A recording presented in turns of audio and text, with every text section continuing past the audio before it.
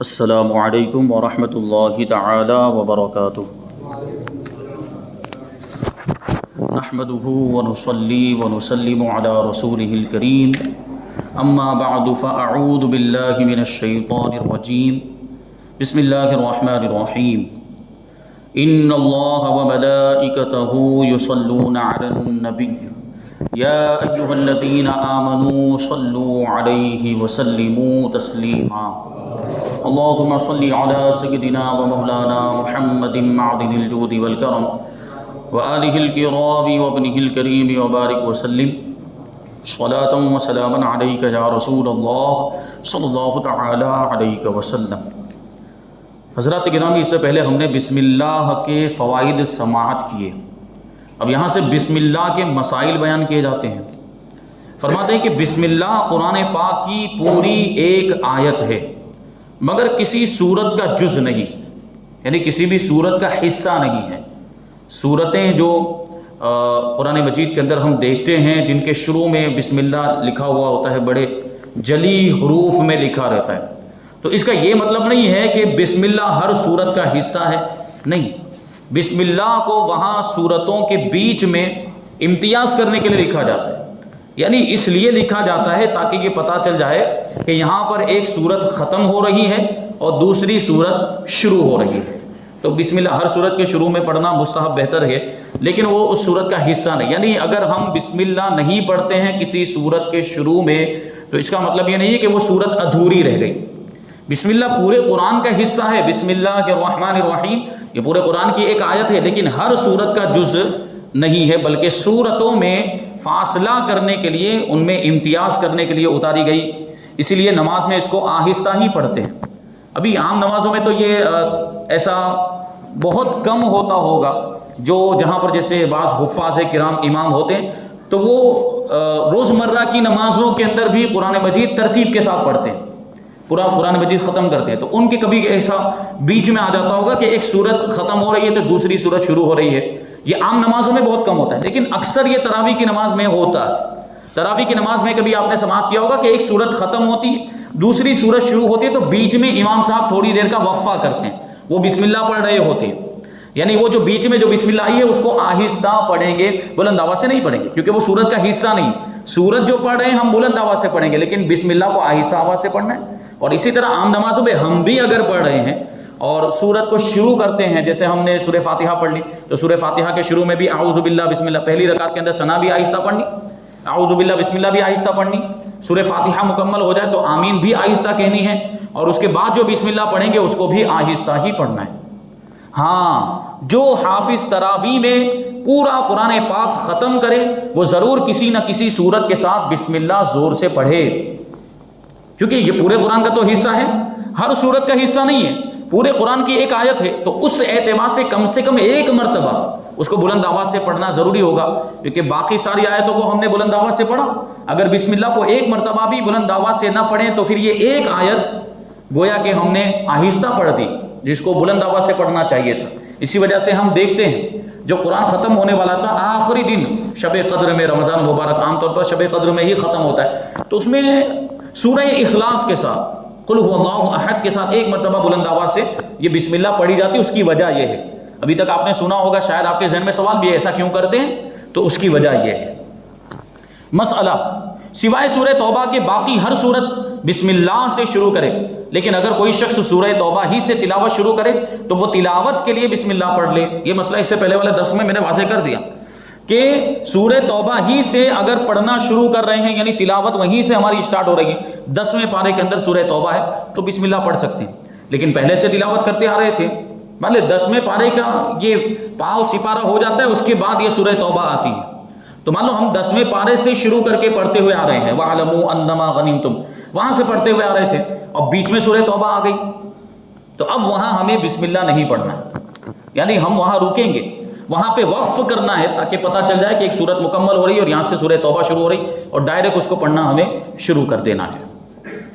مسئلہ، ہر جائز کام بسم اللہ سے شروع کرنا مستحب ہے، اور ناجائز کام پر بسم اللہ پڑھنا منع ہے، کیونکہ بسم اللہ آیت رحمت ہے، اس میں اللہ کی رحمت کا ذکر ہے، اور ہم گناہ کا کام کر رہے ہوں یا ایسا کام کر رہے ہوں جو شریعت کے اعتبار سے جائز نہیں ہے، اس میں بسم اللہ پڑھے تو کیسے درست ہو سکتا ہے؟ دونوں کے اندر پھر کوئی مناسبت ہی نہیں رہے گی۔ اس وجہ سے ناجائز کام یا ممنوع کام اس کے شروع میں بسم اللہ نہیں پڑھنا چاہیے۔ اور بعض اوقات تو بسم اللہ پڑھنا حرام ہے، جیسے حرام کام کرتے، جیسے مان لو کوئی شراب پی رہا ہے، ویسے ہم پانی پیتے ہیں تو بسم اللہ پڑھنے کا حکم سنت ہے، لیکن معاذ اللہ کوئی شراب پی رہا ہو تو اس کو وہاں پر بسم اللہ پڑھنا حرام ہے، کیونکہ شراب پینا حرام ہے۔ اور ایسے موقع پر اگر کوئی حرام قطعی، ایسا کام جو حرام قطعی ہے، یعنی جس کی حرمت قرآن و حدیث سے یقینی طور پر ثابت ہے، جس کا حرام ہونا یقینی طور پر قرآن و حدیث سے ثابت ہے، ایسا کام کرتے وقت بسم اللہ پڑھنے کو جائز سمجھتے ہوئے کوئی بسم اللہ پڑھے گا تو کافر ہو جائے گا۔ جیسے یہی شراب کا معاملہ لے لیں، وہ شراب پیتے وقت کوئی یہ سوچتے ہوئے کہ یہاں بسم اللہ پڑھنا چاہیے، بسم اللہ پڑھنا جائز ہے، اور یہ سوچتے ہوئے کوئی پڑھ لے تو وہ کافر ہو جائے گا۔ بہرحال ناجائز کام اور ممنوع کام میں بسم اللہ نہیں پڑھنی چاہیے۔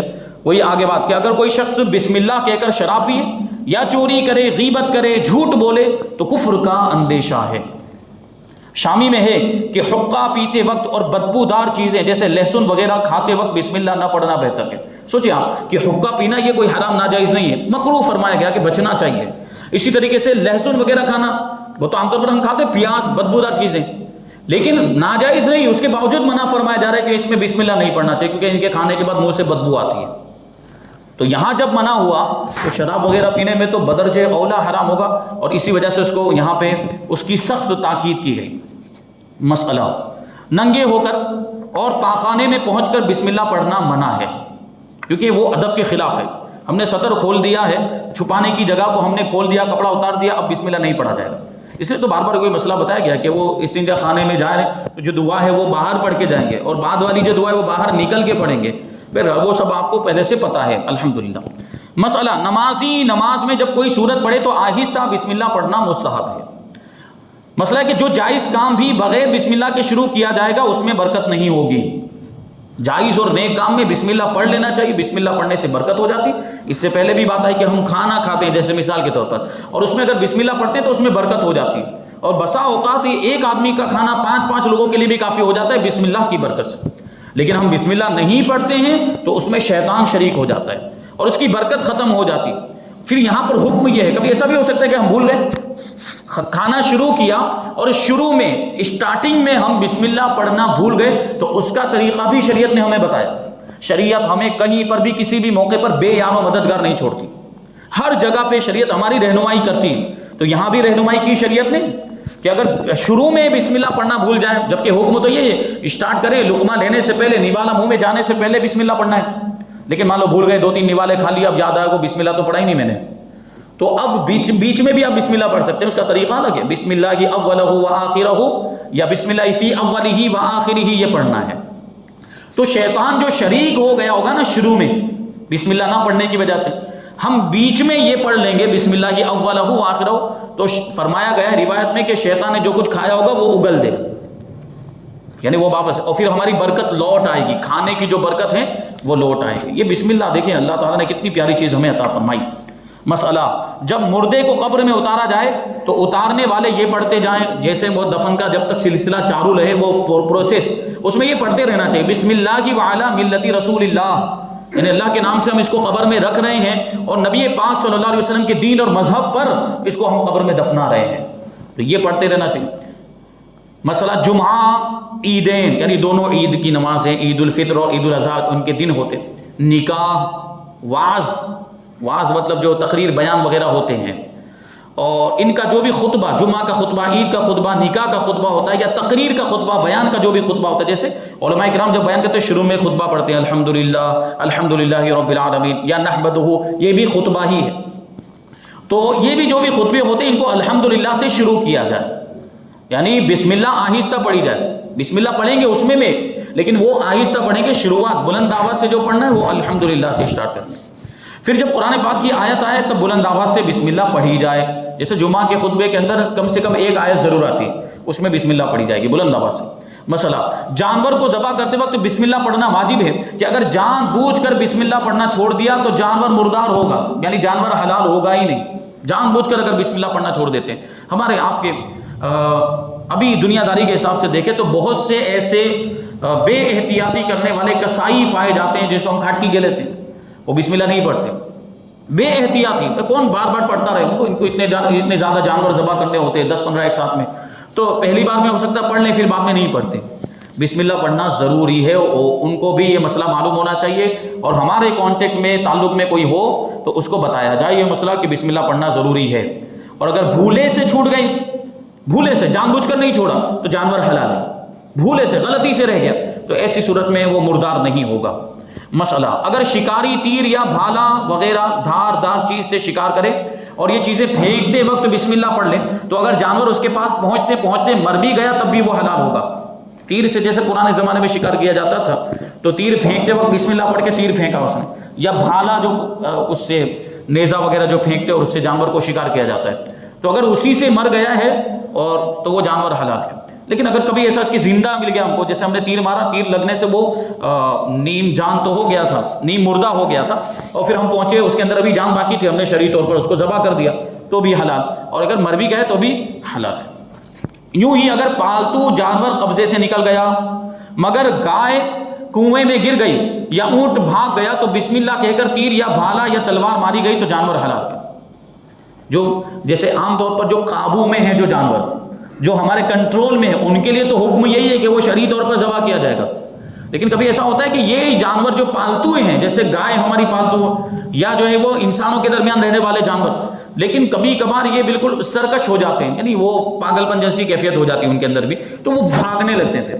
پھر ان کو ایسے پکڑنا مشکل ہو جاتا ہے، جیسے جنگلی جانوروں کی طرف پھر ان کا معاملہ ہو جاتا ہے. تو جنگلی جانوروں کو یہ تیر وغیرہ سے شکار اسی لیے کرتے ہیں کہ وہ قابو میں نہیں آتے. جیسے ہرن ہے، جنگلی جانوروں میں جو حلال جانور ہے ان کی بات چل رہی، جو حرام ہے ان کی بات ہی نہیں چل رہی. ہرن حلال ہے، اس کو کھایا جا سکتا ہے، تو تیر وغیرہ سے اس کو شکار کرتے ہیں. تو یہاں بھی وہ کیفیت ہو جاتی ہے جب قابو سے باہر ہو گیا، کنٹرول سے باہر نکل گیا، بھاگنے لگ گیا. اور کبھی آدھا ذبح کیا ہوتا ہے اور بھاگ جاتا ہے، جیسے ابھی تھوڑی سی چھری چلائی اور اٹھ کے بھاگنے لگا، تو وہاں پر تیر وغیرہ سے بھی اس کو ذبح کیا جا سکتا ہے، وہ جانور حلال ہو جائے. مسئلہ، اگر شکار پر شکاری کتا چھوڑتے وقت بسم اللہ پڑھا جائے اور کتے کی پکڑ سے جانور مر جائے تو وہ حلال ہے. اور شکار کے پورے مسائل انشاءاللہ تبارک و تعالی شکار کی آیتوں کی تفسیر میں بیان کیے جائیں گے. یہ ایک اہم مسئلہ ہے کہ کبھی کتے کے ذریعے بھی شکار کیا جاتا ہے، تیر اور بھالے سے تو کیا جاتا ہے، کبھی کتے کے ذریعے سے بھی شکار کیا جاتا ہے. یہ پرانے زمانے میں ہوتا تھا، کتوں کو سکھایا جاتا تھا، کتوں کو باقاعدہ تعلیم دی جاتی تھی شکار کرنے کی. اور کتوں کو آپ جانتے ہیں کتے جو ہے بڑے اس طرح وہ جلدی سیکھنے والی مخلوق ہے. کوئی بھی چیز ان کو سکھائی جائے، اور یہ انسان کے وفادار بھی ہوتے ہیں، ان کو کوئی چیز سمجھا دی جائے اس انداز میں تو وہ اس پر وہ اپنی ذمہ داری پورے طور پر نبھاتے بھی.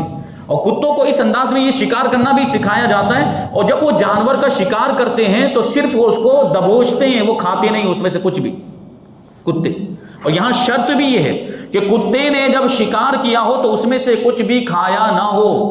اگر اس میں سے تھوڑا بھی اس نے کھا لیا اس کا مطلب ہے کہ اس نے اپنے لیے شکار کیا کتے نے، تو وہ جانور حلال نہیں. بس اس کو دبوچ کے اس نے وہاں پر بس ایسے روک لیا ہے تو وہ جانور حلال ہے، جبکہ ہم نے کتے کو بسم اللہ پڑھ کے چھوڑا ہو. پھر البتہ یہ کتے وغیرہ کے مسائل آتے ہی نہیں ہیں، کتے کے ذریعے کون اب شکار کرتا ہے. اب ایک اور مسئلہ یہاں پہ آ سکتا ہے آپ کے ذہن میں کہ بندوق کے ذریعے شکار کرنا کیسا؟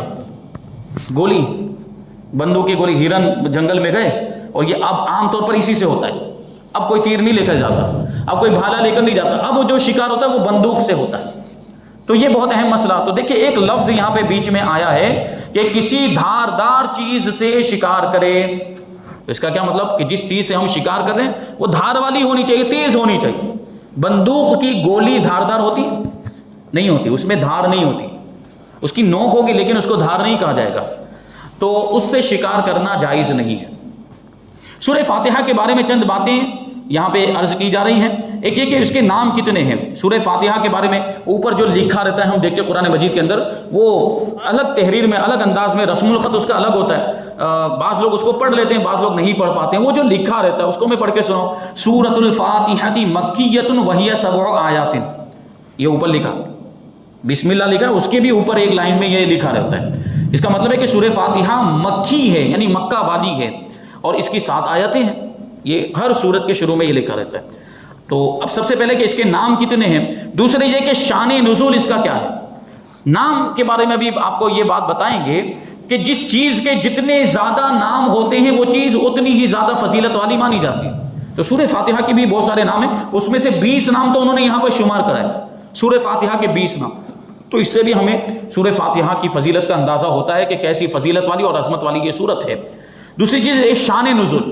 شان نزول بار بار یہ تفسیر کے اندر یہ لفظ آئے گا، تو اس کو ابھی سے آپ سمجھ کے رکھیں کہ شان نزول کا مطلب کیا ہوتا ہے، کہ کون سی آیت اور سورت یہ کس بیک گراؤنڈ میں نازل ہوئی ہے، اور اس کا پس منظر کیا ہے، کون سا واقعہ ایسا پیش آیا تھا کہ جس کی وجہ سے یہ سورت یا آیت نازل ہوئی، تو اس کو کہیں گے شان نزول. کسی خاص موقع پر کسی خاص واقعے کو لیتے ہوئے کسی خاص حکم کو بیان کرنے کے لیے کوئی سورت یا آیت نازل ہوئی، تو وہ واقعہ یا وہ جو موقع اس کو ہم کہیں گے شان نزول. یہ لفظ یاد رکھیں اور اس کا مطلب بھی ذہن میں رکھیں، بار بار آئے گا یہ. کیونکہ سورہ فاتحہ کا شان نزول کیا ہے، تیسرے یہ کہ اس کے فضائل کیا ہیں، اس کی فضیلتیں کیا، اور چوتھے کہ اس میں مسائل کیا کیا ہے، وہ یہاں سے تفصیل سے بیان کریں گے سورہ فاتحہ.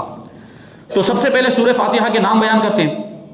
اس کے کل 20 نام ہیں. پہلے نمبر پر فاتحہ، سورہ فاتحہ، اور سورہ فاتحۃ الکتاب.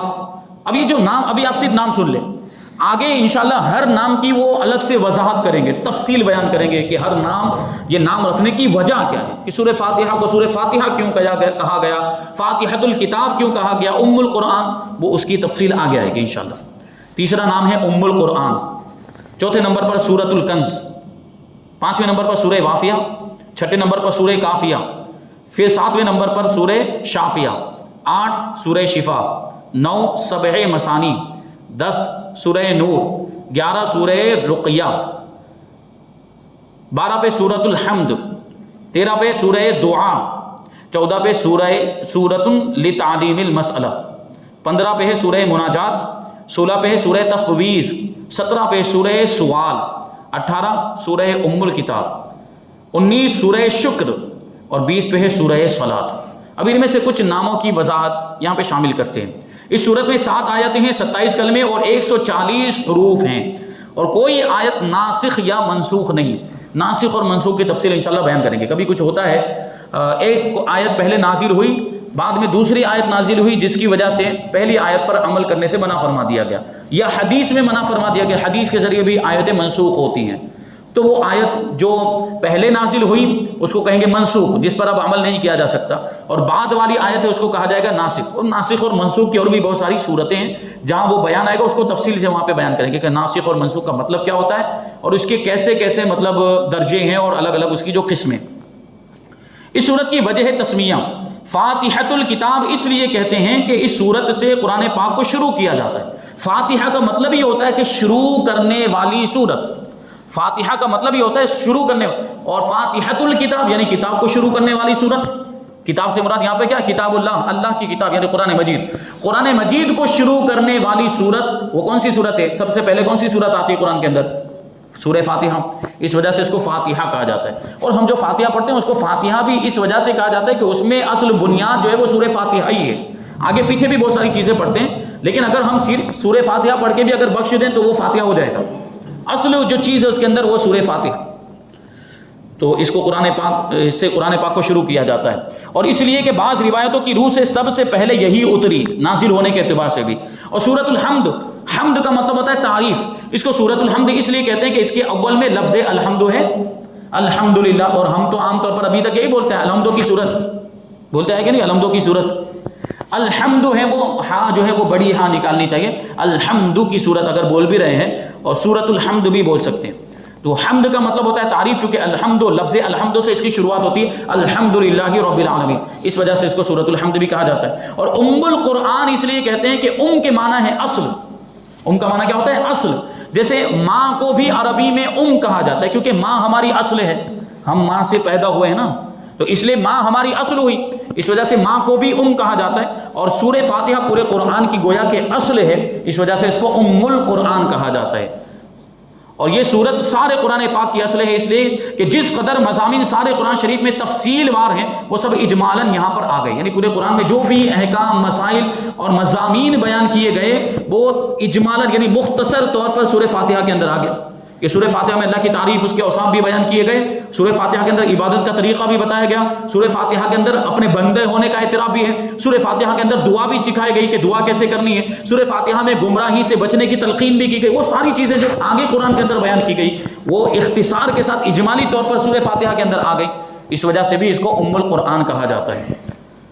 اور اس کو قرآن پاک سے وہی نسبت ہے جو بیج کو درخت سے ہوتی ہے. درخت کہاں سے نکلتا ہے، بیج کے اندر سے ہی تو نکلتا ہے. تو گویا کہ وہ جو بیج ہے وہ اصل ہوا، اسی میں سے درخت نکلا.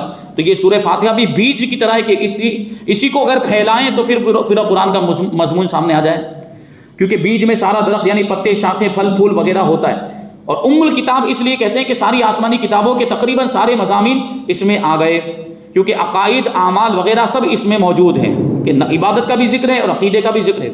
نیز خدا کی ذات و صفات، اس کی معبودیت، اس کا خدا ہونا، اس کی بے نیازی، بندے کی عبدیت، بندے کی بندگی، نیاز مندی کہ بندہ اللہ تبارک و تعالیٰ کا محتاج ہے، اور یہ چیز کہ ہم اسی سے مدد طلب کرتے ہیں. نہیں آیت کریمہ ایاک نعبد و ایاک نستعین کہ ہم تیری ہی عبادت کرتے ہیں اور تجھی سے مدد طلب کرتے ہیں. یہ بندے کی نیاز مندی اور عاجزی اللہ کی بارگاہ میں، اس کا بھی تو ذکر ہے اس کے اندر. یہ ساری چیزیں موجود ہیں. اور سبع مثانی اس لیے کہتے ہیں کہ اس لفظ کے معنی ہے 7 مکرر آیتیں، یعنی ایک سے زیادہ مرتبہ پڑھی جانے والی، بار بار پڑھی جانے والی آیتیں. اس لیے بھی اس کو سبع معنی ہوتا ہے 7 اور مثانی معنی بار بار پڑھی جانے والی آیت. تو سوچیں آپ سورہ فاتحہ کی تو کتنی تلاوت ہوتی ہے. موقع جب بھی فرصت ملتی ہے تو سورہ فاتحہ ہم پڑھتے رہتے ہیں. ہم چاہے جو فاتحہ پڑھ رہے ہیں اس میں ہوتا ہے، یا نماز کے اندر دیکھیں تو ہر رکعت کے اندر پڑھی جاتی ہے سورہ فاتحہ، تو بار بار پڑھی جانے والی سورت ہے، اسی کو کہتے ہیں. کیونکہ اس میں 7 آیتیں ہیں اور یہ 2 بار نازل ہوئی، اس لیے یعنی مکہ میں بھی نازل ہوئی، مدینہ میں بھی نازل ہوئی، اس لیے یہ نام ہو گیا. نیز نماز میں ہر رکعت میں اس سورت کی تکرار ہوتی ہے، یعنی اس سورت کو پڑھا جاتا ہے. نیز آدھی سورت میں رب کی حمد و ثنا ہے اور باقی آدھی میں بندے کی عرض و معروض ہے، بندہ اللہ کی بارگاہ میں دعا کر رہا ہے اور وہ سب چیزیں ہیں. تو گویا آدھی خالق کے لیے ہے اور باقی آدھی مخلوق کے لیے ہے، لہٰذا اس کو سبع مثانی کہا جاتا ہے. نیز اس طرح کی صورت کسی اور آسمانی کتاب میں نہ آئی، کسی بھی آسمانی کتاب میں، توریت، زبور، انجیل، ایسی کوئی بھی صورت نہیں ملی کسی بھی امتی کو اور کسی بھی نبی کی امت کو. یہ اس امت کی خاصیت ہے کہ اللہ تبارک و تعالیٰ نے حضور کے صدقے میں ایسی عظیم صورت ہمیں عطا فرمائی. ابھی آپ جب فوائد دیکھیں گے نا سورہ فاتحہ کے اور اس کی فضیلت، تو آپ کو اندازہ ہوگا کہ کیسی یہ عظمت والی صورت ہے اور اس کی کیا فضیلت ہے. تو کسی بھی آسمانی کتاب میں یہ صورت نہ آئی.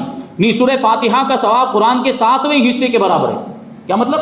کہ اگر آپ سورہ فاتحہ کو 7 مرتبہ پڑھ لیں تو پورے قرآن کا ثواب مل جائے گا.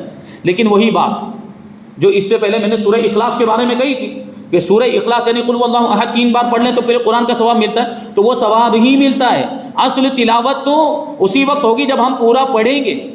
اب یہ کوئی سوچ لے کہ بھائی ثواب مل جا رہا ہے تو سورہ فاتحہ ہی 7 بار پڑھ لوں، یہ سورہ اخلاص ہی 3 بار پڑھ لوں بس کافی ہو جائے. نہیں، اس میں اصل تلاوت کا ثواب نہیں ہے، صرف وہ قرآن پڑھنے کا ثواب ہے. اصل تو جب پڑھیں گے تبھی ثواب ملے گا، پورا قرآن پڑھیں گے تب. لہٰذا جو شخص اسے 7 بار پڑھ لے تو وہ پورے قرآن کا ثواب پائے گا. نیز اس کی آیتیں بھی 7 ہیں اور دوزخ کے دروازے بھی 7 ہیں. تو جو شخص ان 7 آیتوں کے پڑھنے کا پابند ہوگا، یعنی عادت بنا لے گا، انشاءاللہ اس پر دوزخ کے 7 دروازے بند ہو جائیں گے. کتنی عظیم فضیلت. اور حدیث شریف میں ہے کہ ایک بار حضرت جبریل امین علیہ السلام نبی کریم صلی اللہ علیہ وسلم کی بارگاہ میں حاضر ہوئے اور عرض کیا کہ میں آپ کی امت پر دوزخ کے عذاب کا خوف کرتا تھا. یعنی حضرت جبریل کہہ رہے ہیں مجھے پہلے یہ ڈر تھا کہ آپ کی امت دوزخ میں چلی جائے گی، جہنم میں چلی جائے گی، جہنم کے عذاب میں گرفتار ہو جائے گی. لیکن جب سورہ فاتحہ اتری، سورہ فاتحہ نازل ہوئی تو مجھے اطمینان ہو گیا، میرا وہ ڈر دور ہو گیا، میرا خوف دور ہو گیا، کیونکہ یہ 7 آیتیں جہنم کے 7 طبقوں کا قفل ہے. یعنی جہنم کے 7 درجات ان کا یہ تالا ہے. یعنی جو یہ پڑھتا ہے پابندی کے ساتھ سورت تو انشاءاللہ وہ جہنم کے 7 طبقوں سے محفوظ رہے گا. تو یہ سورہ فاتحہ دیکھیے ہر چیز کا تعلق پڑھنے سے ہے. بار بار یہ میں بات کہتا ہوں، تو قرآن پڑھنا ضرور سیکھیں جو نہیں جانتے ہیں. اللہ تبارک و تعالیٰ جو کچھ بھی بیان ہوا اس پر ہم سب کو عمل کرنے کی توفیق عطا فرمائے اور نور قرآن سے ہم سب کے دلوں کو روشن اور منور فرمائے. وما علینا الا البلاغ. السلام علیکم.